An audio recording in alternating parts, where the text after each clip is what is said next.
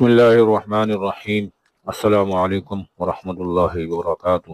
ہر مسلمان کی یہ خواہش ہوتی ہے، دنیا کے کسی بھی کونے میں رہنے والا ہو، لیکن مسلمان کی یہ خواہش ہے کہ ہمیں ہمارے نبی پاک صلی اللہ علیہ وسلم کی زیارت نصیب ہو جائے، خواب میں ہمیں ہمارے نبی پاک صلی اللہ علیہ وسلم کی زیارت نصیب ہو جائے۔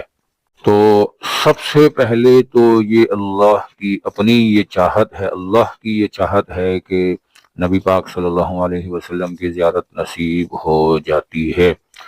اگر اللہ نہ چاہے گا تو نہیں ہوگی، چاہے ہم جتنے بھی اعمال کر لیں، لیکن اللہ اگر چاہے تو نبی پاک صلی اللہ علیہ وسلم کی زیارت نصیب ہو جاتی ہے۔ ایک بزرگ گزرے ہیں جن کا نام ہے پیر طریقت حضرت ذوالفقار احمد نقشبندی رحمۃ اللہ علیہ۔ ان کو 100 مرتبہ سے زیادہ ہمارے نبی پاک صلی اللہ علیہ وسلم کی زیارت نصیب ہوئی ہے۔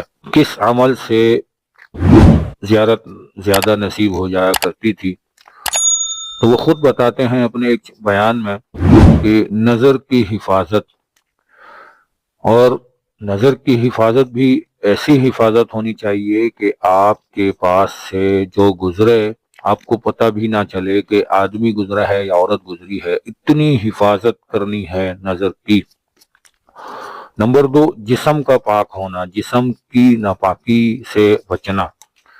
یہ 2 اعمال ایسے ہیں جن کی وجہ سے پیر طریقت حضرت مولانا ذوالفقار احمد نقشبندی رحمۃ اللہ علیہ کو زیارت نصیب ہو جایا کرتی تھی کہ نظر کی حفاظت وہ بہت زیادہ کیا کرتے تھے، بہت زیادہ کیا کرتے تھے۔